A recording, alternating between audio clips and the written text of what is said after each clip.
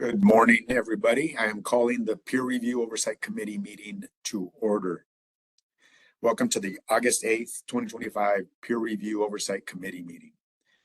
This meeting is being conducted in person and via WebEx with the assistance of the Department of Consumer Affairs. My name is Fausto Hinojosa, and I am the chair of the California Board of Accountancy's Peer Review Oversight Committee, or PROC. Following the presentation of each agenda item, I will open the item for discussion and action, if appropriate. PROC members participating virtually should use the raise hand feature and wait to be called on. I also ask that our members participating virtually keep their microphones on mute when not speaking. The PROC welcomes and encourages public participation throughout the meeting. Members of the public have an opportunity to provide comment in person or via the WebEx platform. Instructions on how to make a public comment whenever a comment period is open. You will be allotted up to 5 minutes for public comment. At this time, I will turn the meeting over to Mr. Parsons to take roll call and establish a quorum. When Mr. Parsons calls your name, unmute your microphone and state your name. Please remember to mute your microphone once you have stated your name. Thank you, Chair Hinojosa. Jeffrey DeLizer. Jeff DeLizer, present. Laura Ross. Present. Alan Gittleson. Alan Gittleson, present. Nick Peterson. Present. Jennifer Benjamin. Jennifer Benjamin, present. Fausto Hinojosa. Fausto Hinojosa, present. With that, we have a quorum. I will now read the CBA's mission statement. The CBA's mission is to protect consumers by ensuring only qualified licensees practice public accountancy in accordance with established professional standards. This mission is derived from the statutory requirement that protection of the public shall be the highest priority of the California Board of Accountancy in exercising its licensing, regulatory, and disciplinary functions. Whenever the protection of the public is inconsistent with other interests sought to be promoted, the protection of the public shall be paramount. I would like to begin by welcoming our two new PROC members, Jennifer Benjamin and Alan Gittleson. Ms. Benjamin, would you like to share a little bit something about yourself and your background, please? Sure. I'm delighted to be part of this group. Thank you so much. And I am a former auditor at KPMG and have worked on many cases regarding accounting in my practice, litigation consulting. And I also serve on the EAC, the Enforcement Advisory Committee, and I'm very happy to be here. Thank you so much, Ms. Benjamin. Mr. Gittleson, would you like to introduce yourself? Yes, thank you. Alan Gittleson. I'm also on the EAC with Jennifer and Jeff. I was a partner at Ernst & Young for almost 40 years, spending the last 15 in independence and ethics. Prior to that, as an audit partner, excuse me, all kinds of industries. So those are not really relevant, but thank you, and delighted to be a member of the committee. Thank you both. We look forward to working with you on the PROC, and I'm sure that your experience and expertise will be helpful to the PROC's work. I'd also like to welcome CBA member liaison Evangeline Ward to the PROC. Thank you, Ms. Ward, for attending our meeting. Item number 1, public comments for items not on the agenda. I will begin with item 1, which provides members of the public an opportunity to provide comment on items not on the agenda. Is there anybody in the audience that would like to make a public comment? If there are no public in the room in person, are there members let's see, no public in the room. There are no members of public. I guess they're at the Board of Accountancy. Moderator, please open the lines for public comment for item 1. Certainly, thank you. If anyone would like to make a comment for an item that is not already on the agenda, you may look for the hand icon at the bottom of your WebEx screen. If you're on a mobile device, that hand icon might be behind the 3-dot other options. And if you are a call-in user, you may press *3 to raise your hand. We will take each speaker in the order comment was received, and each person will have 5 minutes with a 30-second warning. Are there any comments for items not on the agenda? I do not see any raised hands. I will turn the meeting back to you, Chair. Thank you. Next on our agenda is the approval of the February 14, 2025 PROC meeting minutes. Do I have a motion to adopt the minutes? So moved. Benjamin? Thank you. Do I have a second? Second. Ms. Ross? Yes. Thank you.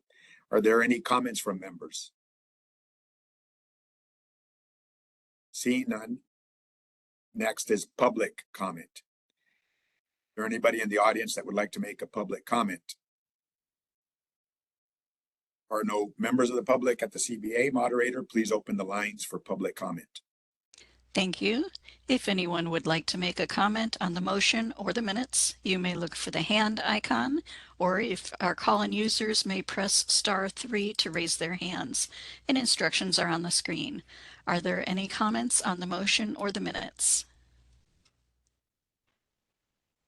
I do not see any hands raised. I will turn the meeting back to you, Chair Hinojosa.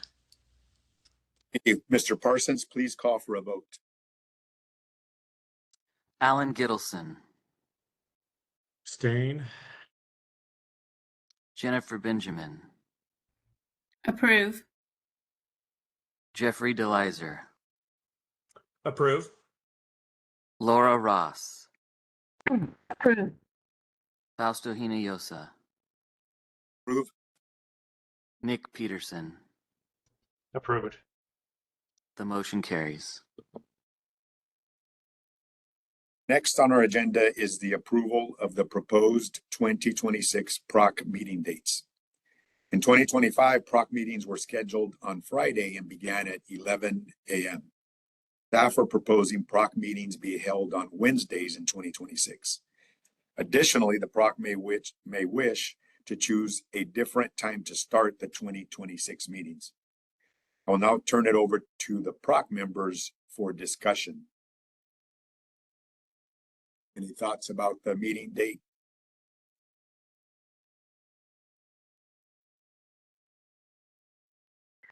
This is Laura Ross. I'm fine with Wednesdays. I prefer the 11 o'clock time. I don't know how others feel about it. This is Jennifer Benjamin. That works for me. Sounds good. And Alan Gittleson, that's fine.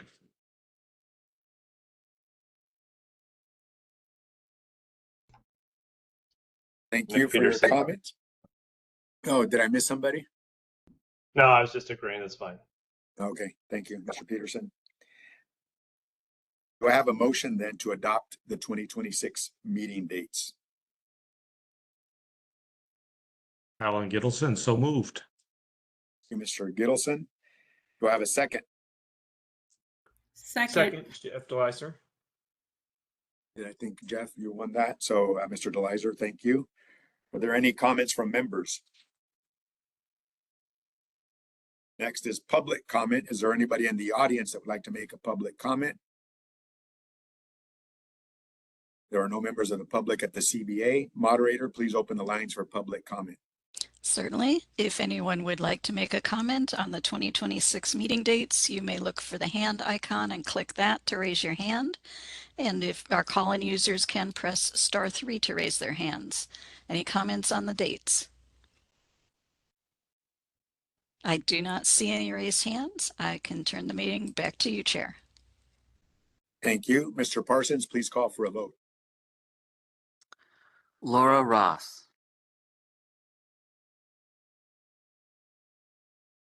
Yes. Fausto Hinojosa, Yes.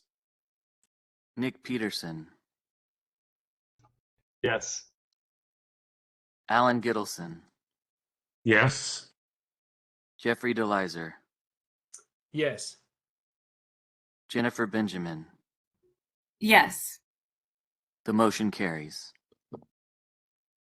Thank you. Moving on to item 3, I will turn the discussion over to CBA liaison, Ms. Ward, to provide the members with an overview of the recent CBA meetings.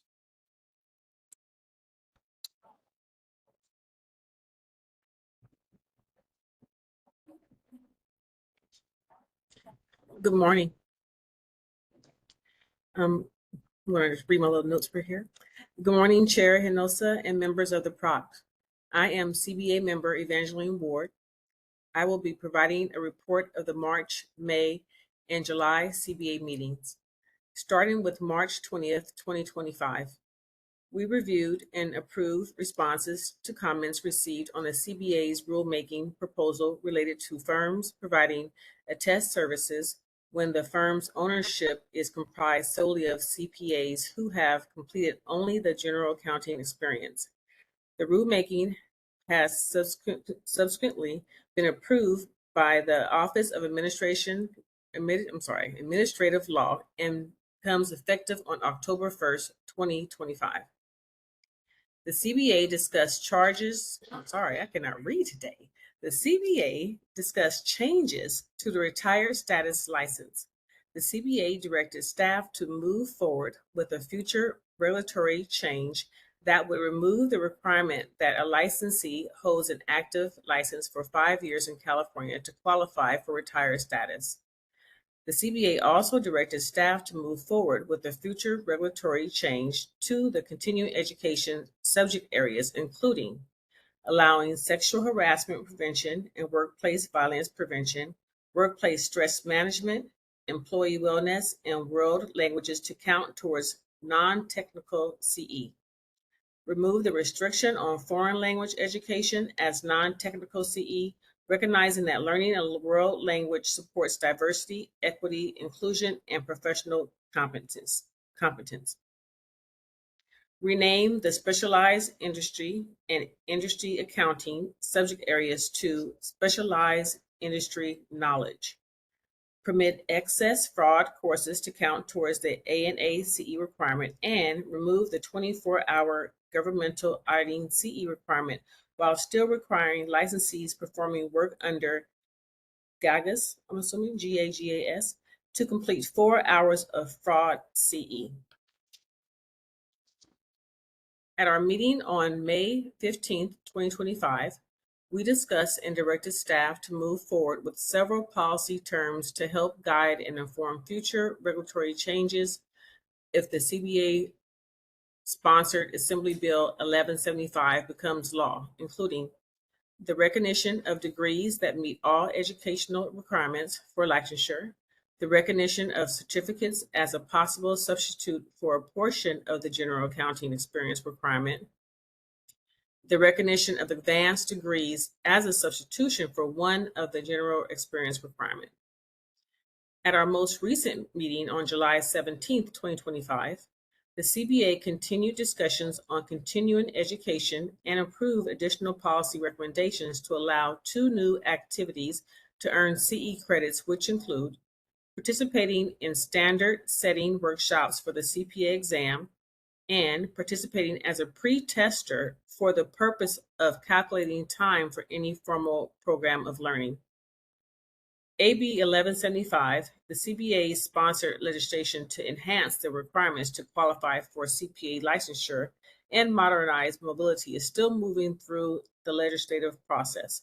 We approved policy recommendations regarding the new education requirements that will be used to inform regulations to implement the bill.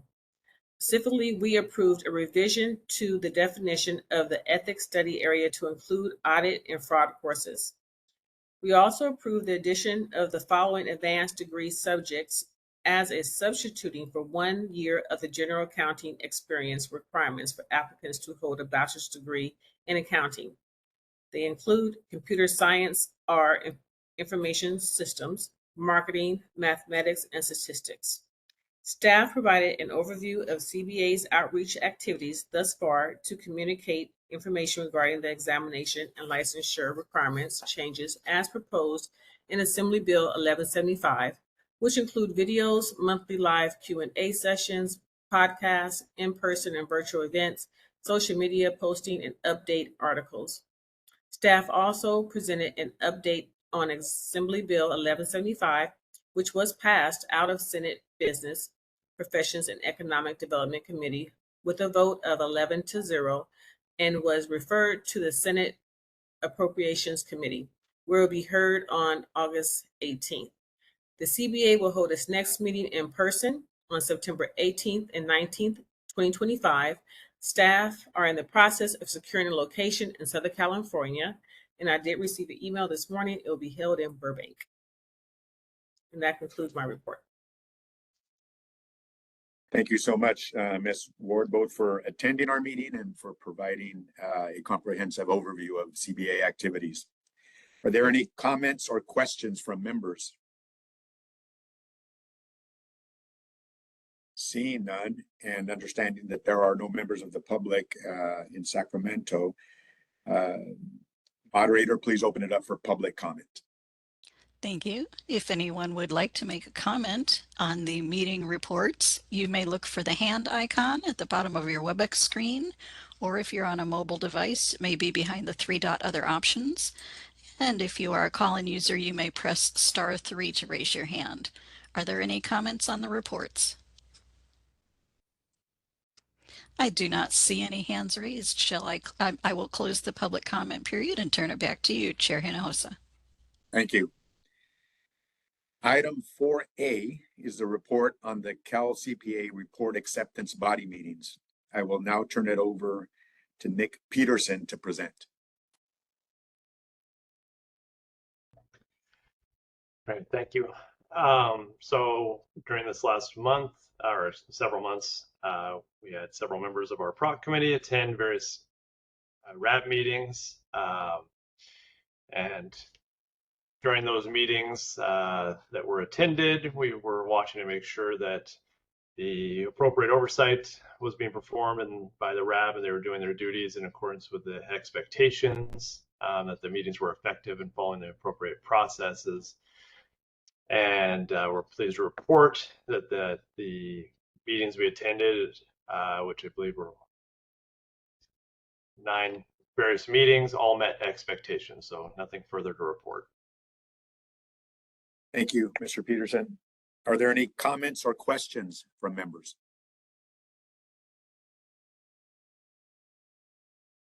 Hearing none. Next is public comment. There are no members of the public at the CBA. Moderator, please open it up for public comment.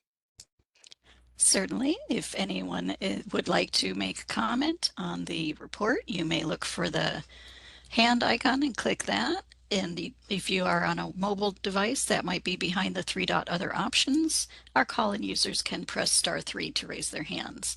Any comments on the report? I see no requests. I'll turn it back to you, Chair Hinojosa.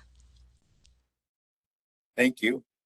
Item 4B is the report on the PROC oversight of out-of-state administering entities. I will now co-present this item with Laura Ross. Ms. Ross, would you like to go first? Sure. The oversight I did in this period was for the Georgia Society of CPAs. They had just one minor issue noted on their report, which involved timing of the review of reports, which was still due to some fallout from COVID, and they basically met expectations and were not did not require any other oversight. Thank you, Ms. Ross. I performed the oversight for 2 administering entities, one for the Michigan Association of CPAs And there was a finding, let's see, the date, the last oversight was September 26, 2024. And there were recommendations in the report. The recommendation basically is that technical reviewers should exercise greater care in performing technical reviews to identify and resolve issues before the report acceptance process. And the RAB should exercise care to ensure all critical matters are identified and discussed. That comment was also in the previous oversight that was conducted. And so my comment here, conclusion, is to consider follow-up with the administering entity. Since the recommendation from the 2022 oversight seems to still have been an issue in the 2024 oversight. Again, this is for the Michigan Association of CPAs. So I don't know if we would need some guidance from our staff about what next steps could or should be, but seems again that the finding from 22 recurred again in 24. So I don't know again if staff or Mr. DeLizer, who I know has been on the committee for a number of years, anybody has any experience with what action, if any, should be taken.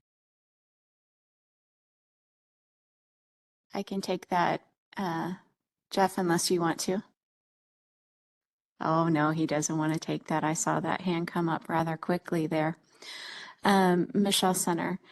I think that instead of us or the PROC asking us to reach out to this particular administering entity, I think it would be appropriate for PROC to ask staff to do a little more research on that particular finding, and we can provide that for members of the PROC at a future meeting.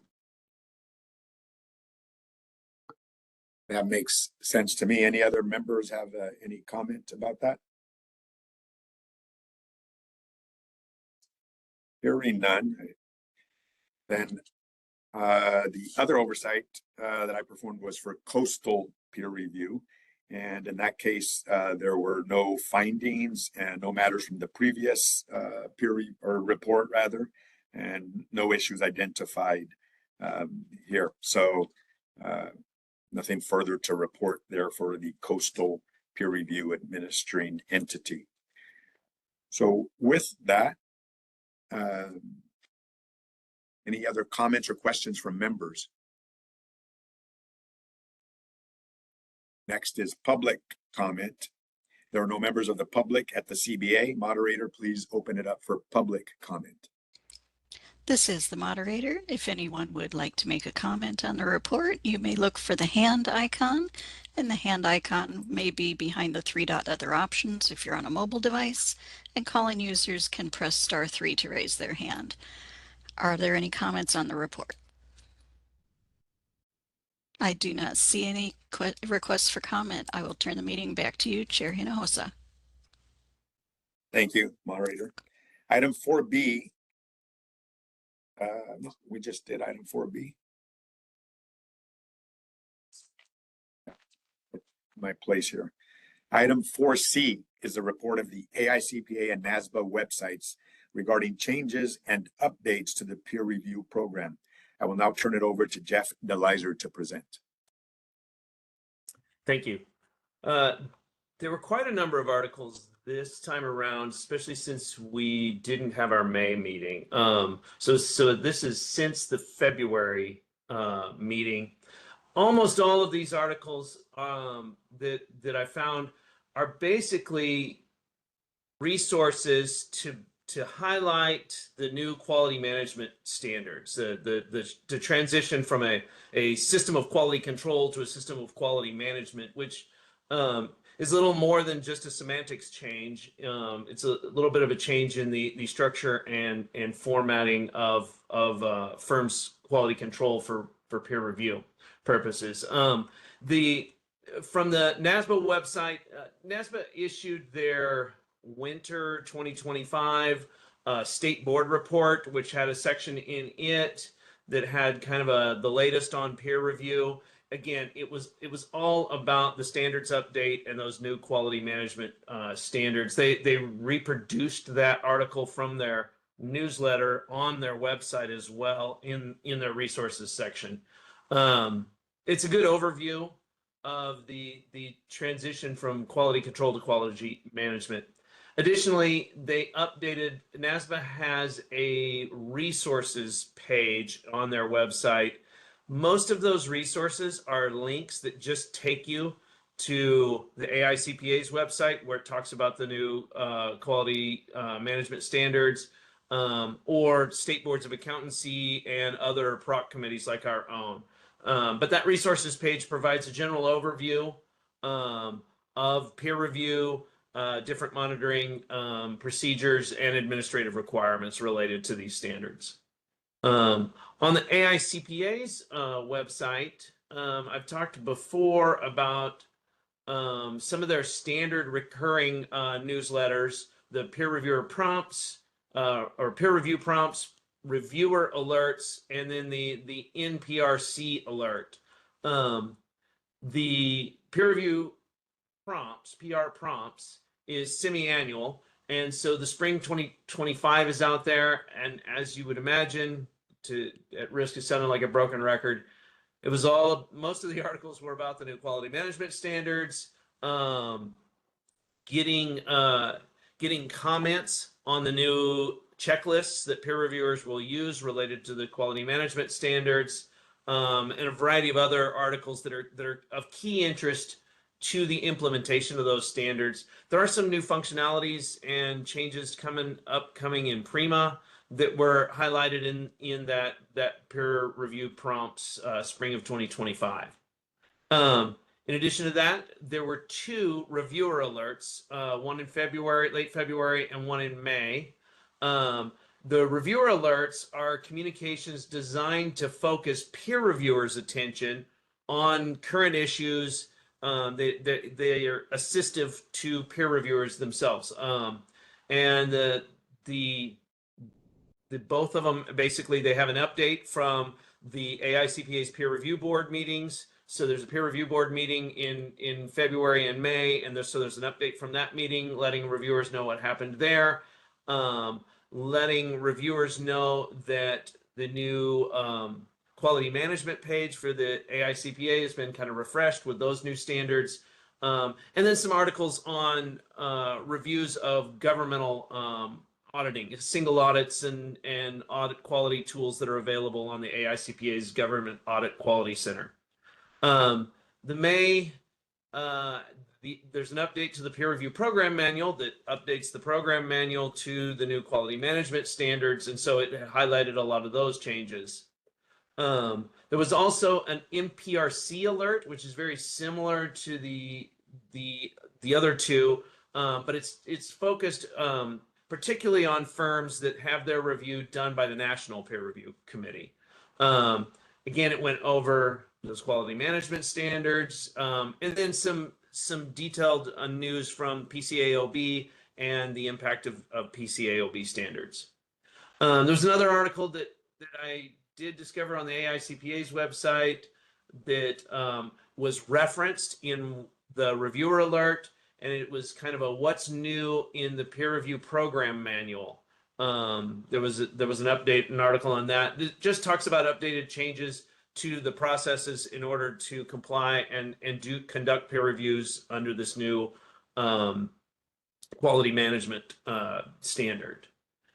Most of the articles were focused on that, as that is firms are required to implement that by the end of this year, by December 15th of 25.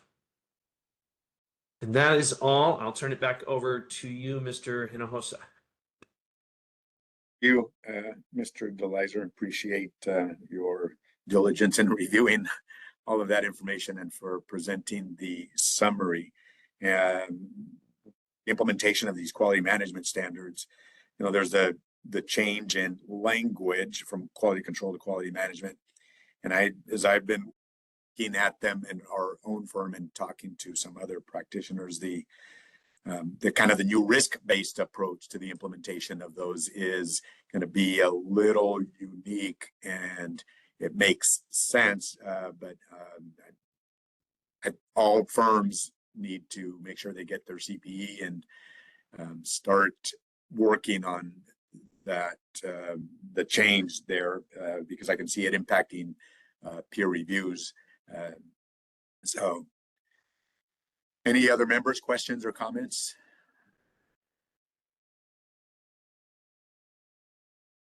Hearing none. Next is public comment.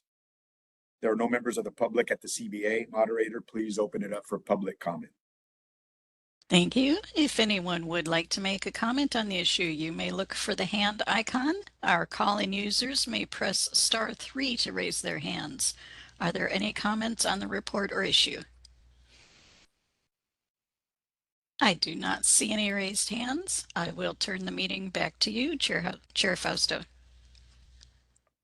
Thank you, moderator. You're welcome. For item 4D, I will now turn it over to Matthew Parsons, who will be seeking volunteers for activities as listed in attachment 1. Thank you, Chair Hinojosa. So I sent out a list of all the RABs that will be scheduled from August through December, and hopefully you've all had a chance to look those over prior to this meeting, because I know it can get a little hectic comparing schedules during the meeting. But what I would like to start with is the out-of-state administering entities. We have the Ohio Society of CPAs and the Florida Institute of CPAs. Do I have any volunteers for either of those? This is Laura. I can do an out-of-state. Did you specify which one? I did Sorry. not. Okay. Let's do Ohio. Okay. And member DeLizer will give you the Florida Institute of CPAs. Great, thank you. So for August 21st, let's go looking at that schedule. August 21st through September 25th. Chair Hinojosa had already volunteered for the PRB on the 10th, the RAB at 2 on the 23rd of September. So any other members available to do RABs for those particular months?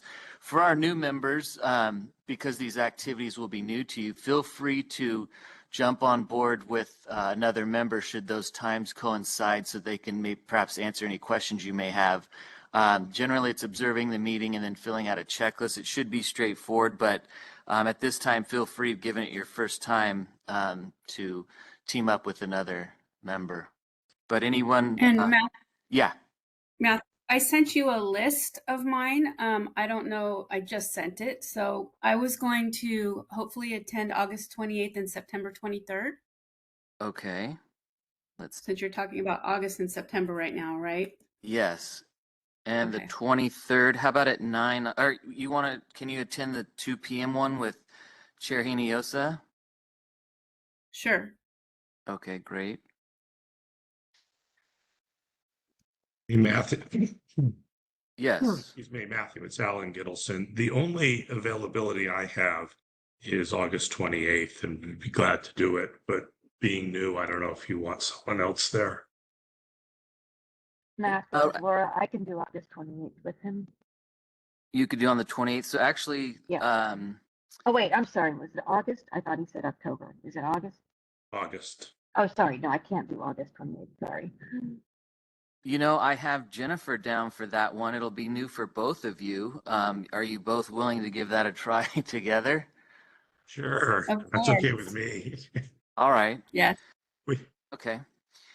Great. Any others for, let's see, August, September timeframe? We have August 21st, September 4th, and September 9th, and September 25th still open. Any volunteers for any of those? Matt, I can do Matthew, August this 21st. is Jeff DeLicer. I can do August 21st. Okay. Okay, I can great. defer to Jeff. Laura, did you have another one there for that month? For August, no. Okay. How about September? Any availability? No, none in September. Okay. Matthew, Right I now- can do September 25th. At Okay. 9 a.m. Thank you.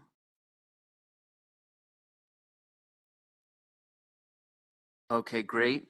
Moving on, the CBA meeting there listed, Chair Hinojosa should attend that. let's see, moving into October and November, I do have Jennifer Benjamin, or Member Benjamin for November 4th, which I just received. Chair Hinojosa with November 6th. And then Chair Hinojosa also volunteered for the PRB also in November. So we basically have October and then the November 13th date available. Any volunteers for any of those? I can do 7th and either time on the 28th. Let's just do the 9 And the a.m. 28th? What, I'm sorry, Member Peterson, what time on the 28th? Let's just do the 9 a.m. one. Get it over with. Okay. All right. Matt, I can yeah. do 2 p.m. on the 28th. That's Laura, 2 p.m. Yeah. On which date? I'm sorry. October 28th. October 21st. No, October 28th. Oh, 28th. Okay, you can Yeah. do the 2. Thank you. Yeah. And Matthew, this is Jeff Alan. again. I can do the 21st at 2 p.m. October 21st. Okay, great. And then Member Gittleson, I'm sorry, did you? I was going to say I could do the 21st or the 7th. Let's, So, okay. I have Member Peterson. Or November 13th. Let's do that one. Okay.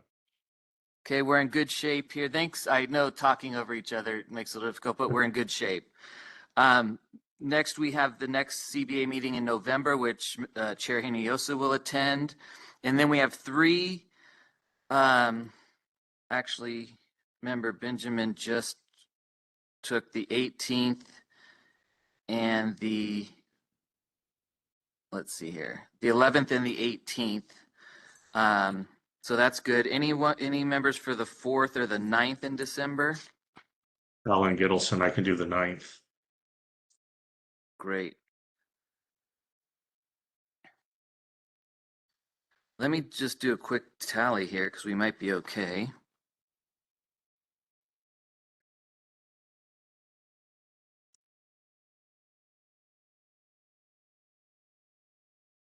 So that puts us at 27. We're in pretty good shape unless anyone else would like to volunteer for the remaining dates. This is Laura. I can do December 16th at 9 a.m. Okay, great. Okay. All right, we should be good on that. Lastly, we have the website review. Do we have any volunteers that would like to report out as Member DeLizer did today on the 12th? That's a review of the AICPA and NASBA websites for any pertinent information for the PROC committee. And that's I can the do 12th. it again. Oh, Okay, I just wondered what month is it reporting out in? It's reporting out on the PROC meeting on the 12th. I noticed Member DeLizer was going to volunteer again. Do you mind working together? Perfect. Just so Yeah, I Member can Benjamin. do a run at it too, and then touch base with Jeff, and he can report on it, what I found as well. okay. All right. Is that okay with you, Member DeLizer? That sounds great. Okay, great. With that being said, I think we're all set. Oh, we have one more item, actually. The ASV, we're trying to get that scheduled. And right now we've honed in on October 2nd and 3rd. We're having some scheduling issues. So we're hoping that another member would be willing to jump in. It's 2 half days on those days.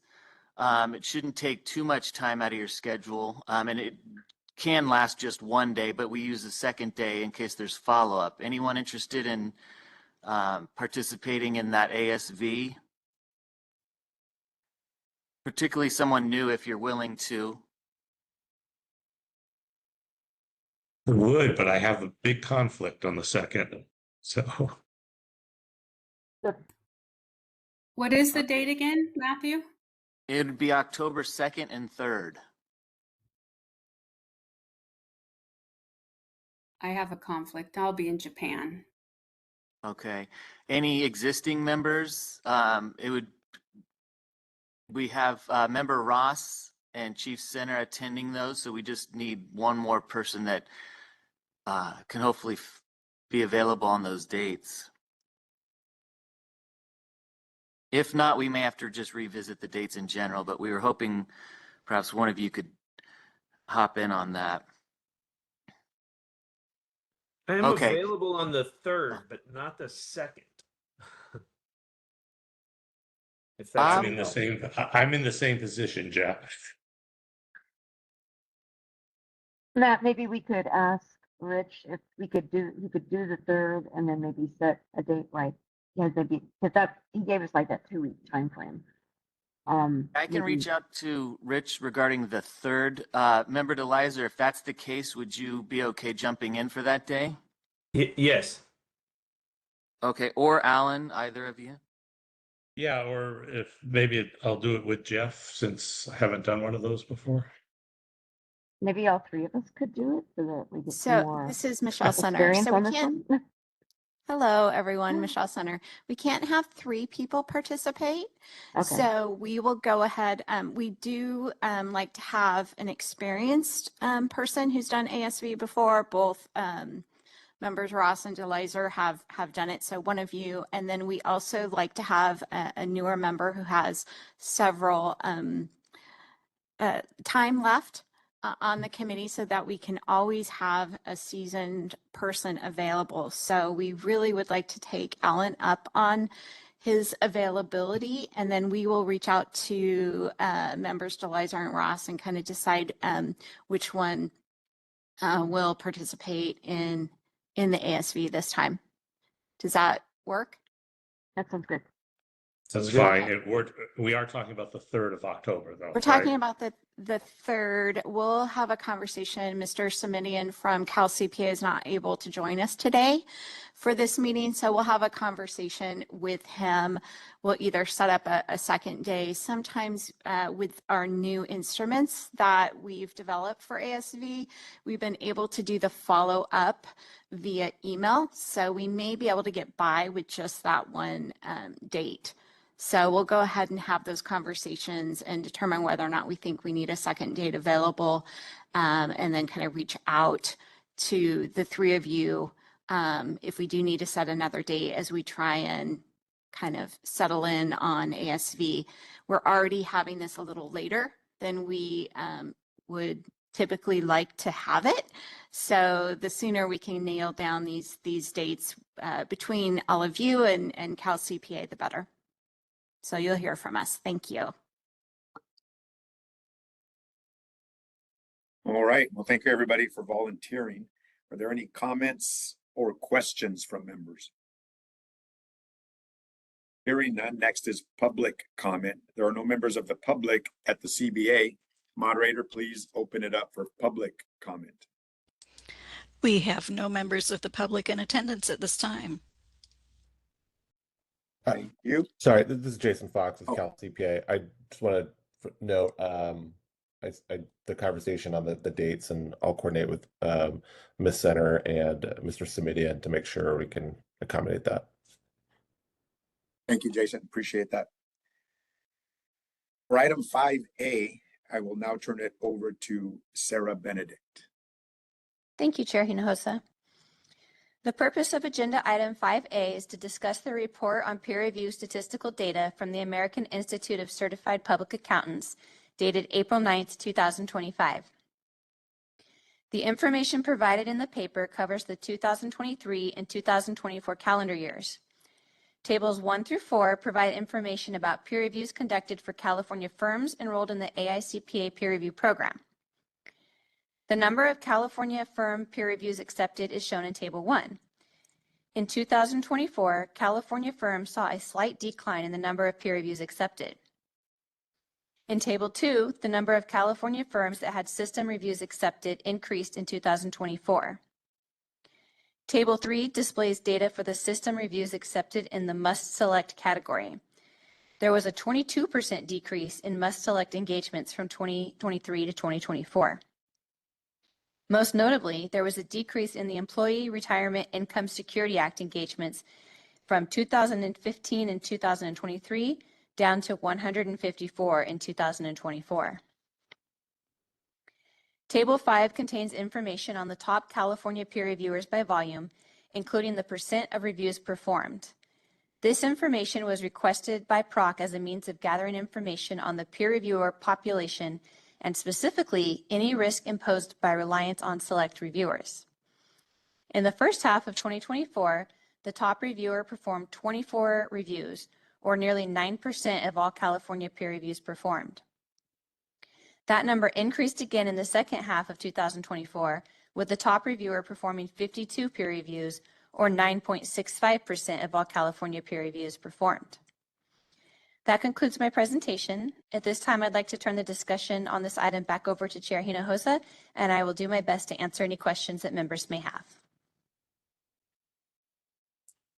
Thank you, Ms. Benedict. Are there any comments or questions from members?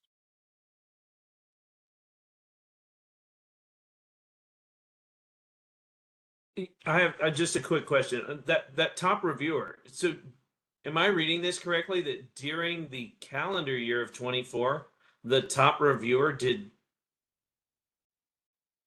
76 peer reviews?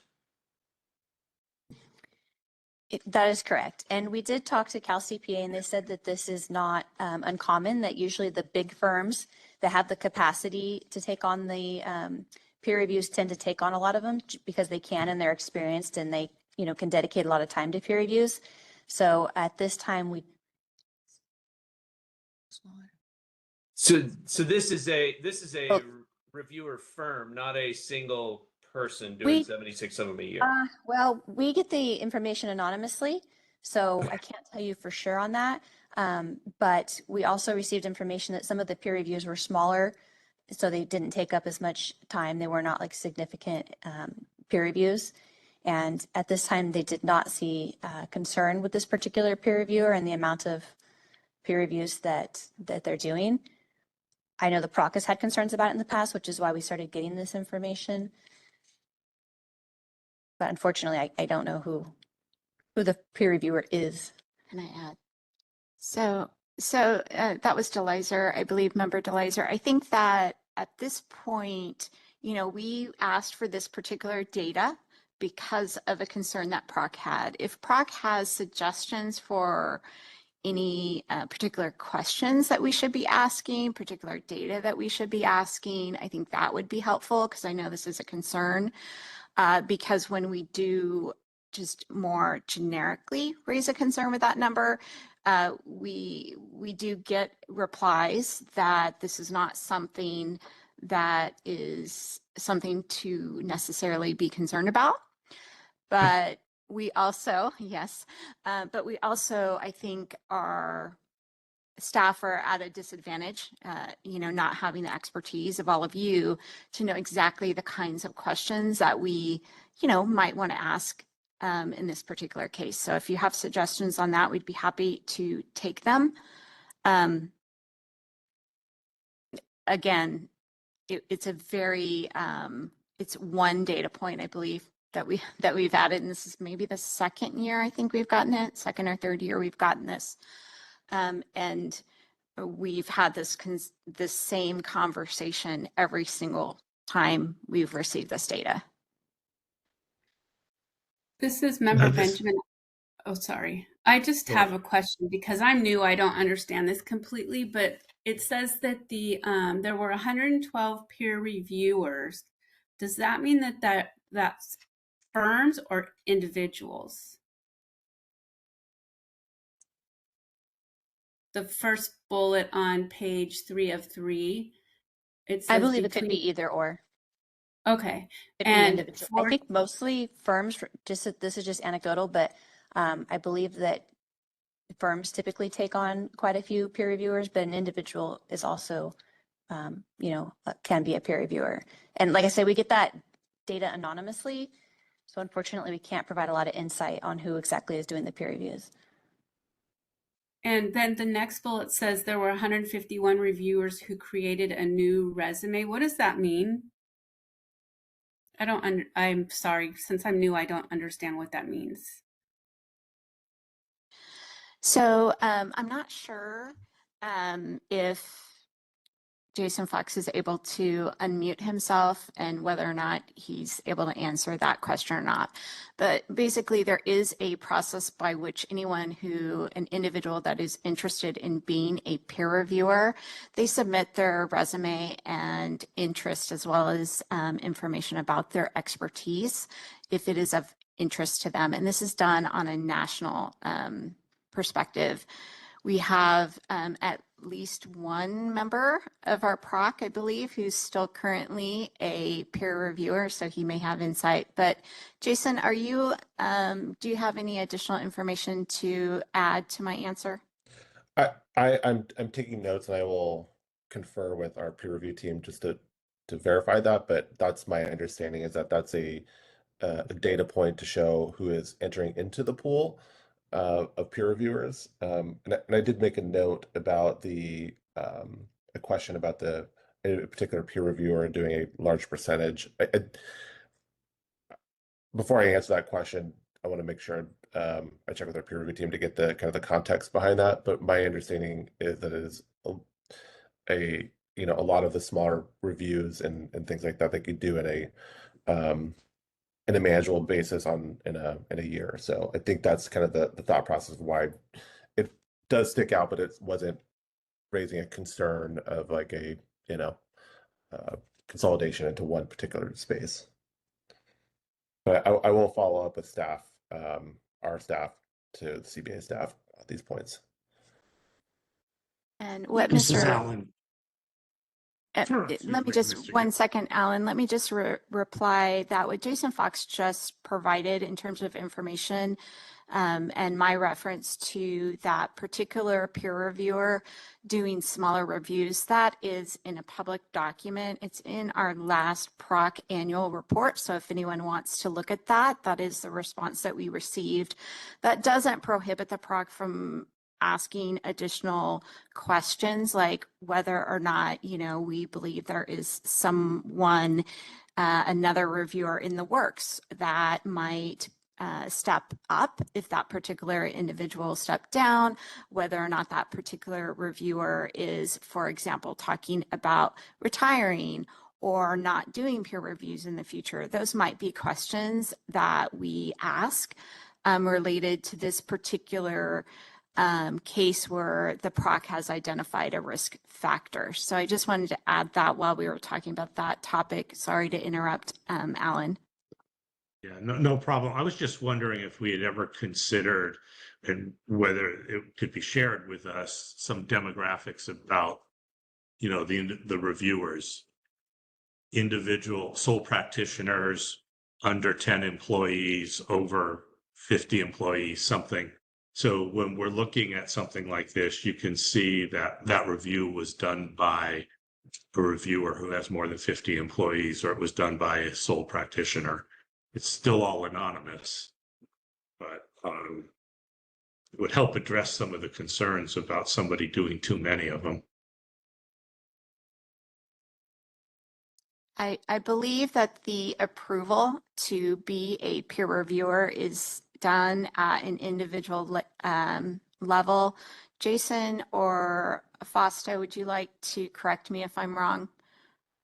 Nod your head yes or no, Fausto, or chime in and unmute yourself. Yeah. So I think this is a great discussion. With respect to the resume, if somebody wants to be a peer reviewer, they have to take a course. There are required courses. And once you take those courses, then you can quote unquote apply by submitting your resume, and it's done via Prima. And you include there the types of engagements that you have experience in. There are different experience levels. You might be a signer, for example, on audit reports, or you might just be a quality control reviewer in your firm. So that information is included in the resume. And when a firm is looking for a peer reviewer, they see that information.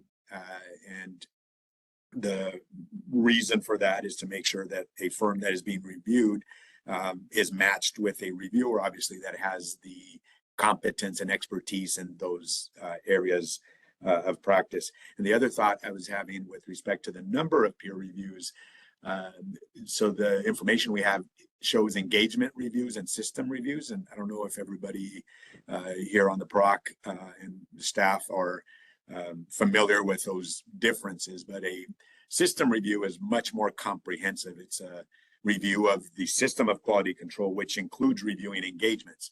The engagement review is not a review of the system of quality control. It is only a review of specific engagements. So, and I think that there's a minimum of like 2 engagements that would be reviewed. So they're really, it's difficult to tell from just the raw data here how many hours, for example, some of these reviews might take. Engagement reviews could really take 4 hours. You review a financial statement. If it's compilation, right? There are really limited work papers that are required, more so for review engagement. But then even on the system reviews, there might be a firm that has very minimal number of audits and or audits that are not what we would consider more complex. A system review of a firm that performs, for example, single audits or employment benefit plan audits is more comprehensive, difficult, challenging for various reasons. And so some of that information could be helpful.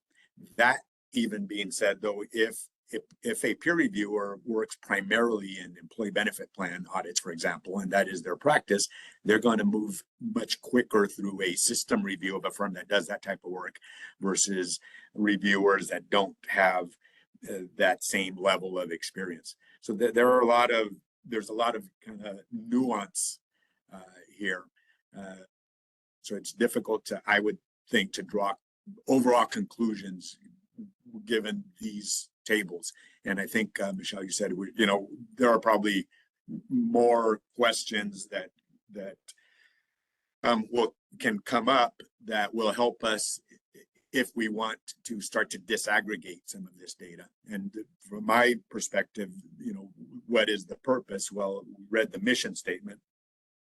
But I think that what could be helpful is some type of roundtable discussion. I don't know if that is possible with Cal CPA or something to spend the time to determine what are the true risks. And I guess I would be more interested to hear from Rich and Jason down the road about what they believe are the most significant risks to peer review. It's our responsibility for oversight, but their responsibility is for administering the program. They have the data and they are working with peer reviewers and understanding what all the challenges are. So kind of apologies for being a bit long-winded there, but just didn't know what level of experience everybody had with some of this stuff. Hi, this is Alan again. I appreciate that. And, but if I look at the top line on the table, and we've got, if I understand it right, we've got one peer reviewer doing 24 reviews in the first half and 52 in the second. Obviously, they're different types. If that's an individual, there's a different risk related to it than if that's a medium-sized firm that has multiple reviewers at the firm doing it. So that's why I was thinking about the demographic data, because this sounded like the way it was presented, and maybe I misunderstood that you would read that top line that say those were all done by the same reviewer, though that reviewer could have been a firm. Mr. DeLizer? Yeah, maybe I can give a little bit of background for Alan and Jennifer. We started looking at the population of peer reviewers, and I'm not exactly sure what triggered this. It's been a number of years, and the board basically said, we want the PROC to look into this. And so we were given a rather general, I guess, question from the board saying, look into the population of peer reviewers. And so there's a lot of difficulty in staff getting data because there's a lot of confidentiality rules around what the AICPA can share and what the Cal Society can share about the reviewers and the reviewed firms and those kinds of things. And so this data has been basically kind of distilled over the years into this format, where we're watching. That was, I guess I kind of started this with that question with the 76 in a year. Yes, that could be a firm. The team captain has to be a partner. So while you have a firm that's doing it, the firm could have 75 employees, but if they only have 3 partners, there's only 3 people in that firm that can do peer reviews, that could be a team captain on a peer review. And so even though some of these are firms, this does represent a pretty significant concentration. Even if this top reviewer is a firm that has, say, 8 or 10 partners, 4 or 5 of them are doing peer reviews, it's still a lot of peer reviews, even for 4 or 5 people. And that's a concentration, a pretty high concentration in the number of reviews performed for California firms. Now, these reviewers aren't necessarily all in California, as that bullet point that's kind of above Table 5 indicates. How many of those 112 had a California address? And so you'll probably look at this, Alan, and go, this information is pretty vague. And really, it's better than what we had in the first few rounds of questioning. The idea is to just keep the committee wants to just kind of keep abreast of this. I like Fausto's idea that, you know, it would be good to have kind of a roundtable and see where Cal CPA, you know, what the society thinks about the number of reviews that are necessary for California firms, the number of reviewers that are available to do those firms, and what they see in the future. 151 reviewers creating a new resume is a good number. It is nationwide. And, you know, while California may have a large number of peer reviews, we're not the only ones doing, you know, that have firms that need peer reviews, obviously. And so it's a concern. It's one that the committee is kind of charged with staying on top of. It's probably a good thing to basically kind of rethink some of the questions that we might have. You know, how many partners, you know, do these top, you know, 5 have, since they're doing the lion's share from a percentage standpoint of the firms in California that are getting reviews. And so that's kind of the history of this. Is it was kind of a general charge from the board saying, could you guys keep an eye on this peer reviewer population? The fear is that the peer reviewer population is dwindling, and that many of the peer reviews are concentrated in firms or sole proprietor reviewers that are poised to exit the you know, workforce in the coming years. And so what would that do to firms in a state where peer review is mandatory? And so that's really the background behind the charge here. And so any questions that the members can come up with that we might be able to ask, and see if we can't kind of break some of this data up or get some more specificity. I want to warn you, don't get frustrated if what we get is, well, we can't give you that information, or we don't track that information, or we don't have that information. We have tried to ask in the past of the top, you know, 10 or 20 or, you know, percent of these reviews, how many of those reviewers are looking to retire in the next 3 years. And that information is just, I mean, it's hard to generate and get that information. So that's just a little background. I'll stop now. Thanks, Jeff. That was real helpful. I could see it's a massive exercise.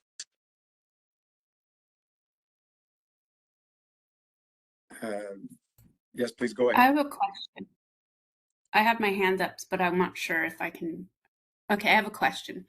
And I know you might not have the answer.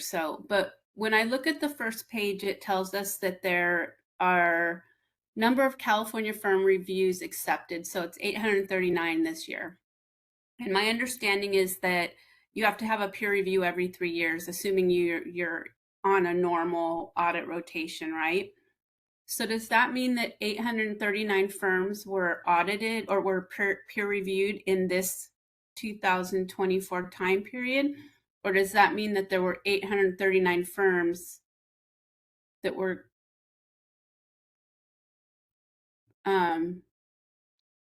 in the rotation, so that there's really 2,000 firms doing audits, but each year, because it's every 3 years, 839 hit this year, 800 something will hit the next year. Like, I'm just trying to understand what the 839 means, if that makes sense.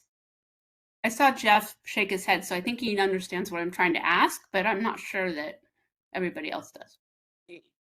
839 accepted during the year doesn't, because the process, which you'll see once you go and attend one of these RAB meetings where it's a committee that's actually going through the acceptance process. Probably generally speaking, you could say what you're saying is, yeah, 839 this year, and no one knows how many of the total firms are on the same cycle, when they started, because when peer review became mandatory, it was a phase in over a period of years. And so firms that weren't already on a cycle were phased in over that time so that it didn't hit, so that not every California firm needed a peer review every year going forward. And so it was phased in over a period of years. But some of the firms were already in the program. If you were, a member of the AICPA's private company practice section, you were already getting a peer review to be involved in that. And so it's difficult to say whether it's 839 every year and then times 3, that would be how many firms get peer reviews in California. That data is hard to know because some of those firms, I don't know if this includes those that are peer reviewed. Generally speaking, the concept that you're saying is correct. It's just difficult to know if, is it 800 and something a year, or is it 800 one year, 1,400 the next year, 300 the following year, kind of thing. It's difficult to say exactly what that rotation is for all firms, but generally speaking, you're correct. And the timing can be a little bit off because the peer review could have been done last year. It was completed last year, but it hasn't been accepted yet. Some of these can get deferred, and the acceptance process takes a while. So that affects it's not a pure cutoff like you might think. I don't know. That's not really an answer to your question, but that's all I've got. That helps me understand. I appreciate that. Thank you. Great discussion, everybody. One other kind of point here, I think, of clarification. So you do have to be a partner to be a team captain on system reviews, but for the engagement reviews, you can be a manager so that, obviously impacts the statistics here, although these numbers look much higher for system reviews than even engagement. Interesting. Okay, I don't know if we need any next steps here, Michelle or team. No, I appreciate the discussion that was had. You, of course, are always able to give us next steps, but I think that we can work with you, Fausto, to kind of determine whether or not there's another item in our future to tease this out a bit. See, Jason has raised his hand. Go ahead, Jason. No, thank you for the conversation. If I may, I took notes of the conversation here on demographics, concentration concerns, and kind of just future agenda item conversations on, any risk considerations around number of peer reviewers. I think Mr. DeLizer kind of did a good job kind of outlining the history and the context. I think we're trying to get more data points as we have, recognizing that there are limitations, that stuff that we have access to as an administrating entity, just information that's being tracked. We don't always know when somebody will retire. Those are things that we get, but we can kind of generalize, and there's data points that we can probably work around to help kind of inform the PROC and the CBA around the program. I will also note, though, we also look at the number of firms that require peer reviews is tended decreasing. I don't know if it's the same rate as those, in the peer review community, but there are a lot of factors and trends and things that we're trying to take into account all at the same time. But happy to kind of participate in a future kind of conversation around that. Great, thank you, Jason. Thank you all for your comments. Any final comments or questions from members? Hearing nothing further, next is public comment. There are no members of the public at CBA. Moderator, please open it up for public comment online. And at this time, we do not have any members of the public on the meeting. Thank you. You're Okay, welcome. was there a comment? No, I just said you're welcome. Sorry. All right. Okay, thank you. Prior to adjourning the meeting, do any members have suggested topics for future committee meetings?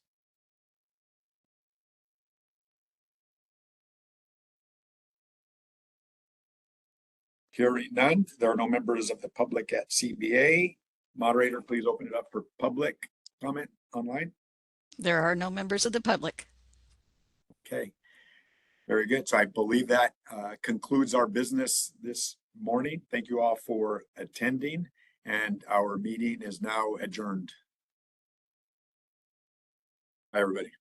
Thank you. Take care. Bye. Thank you.